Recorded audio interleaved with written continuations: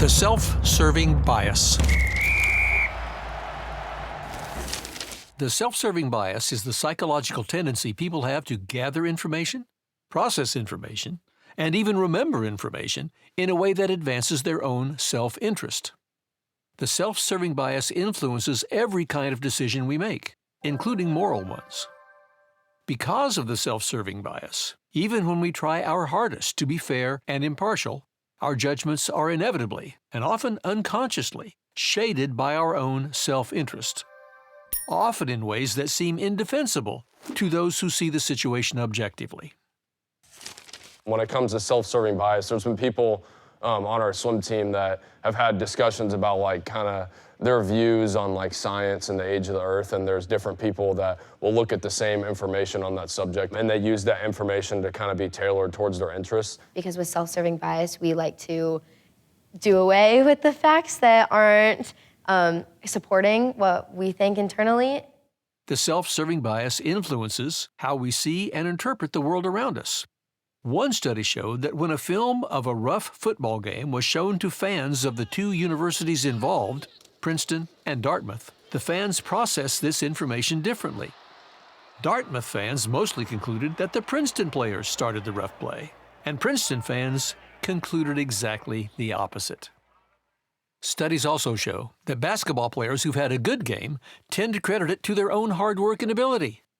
But players who've had a bad game tend to attribute it to poor refereeing, or to coaches who didn't call plays for them, or to bad plays by their teammates.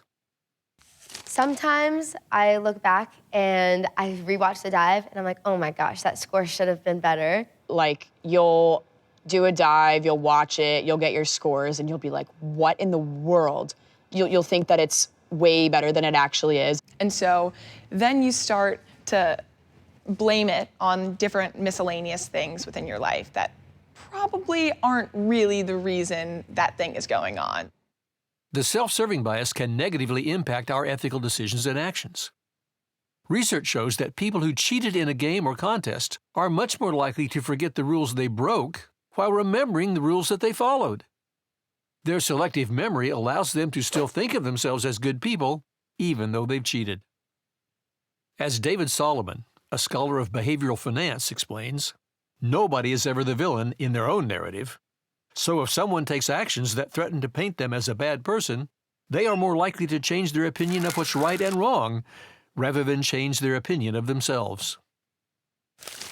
During COVID, there was a time where I went to a party. It was really stupid. But at the time, I felt normal. I'm doing well at practice,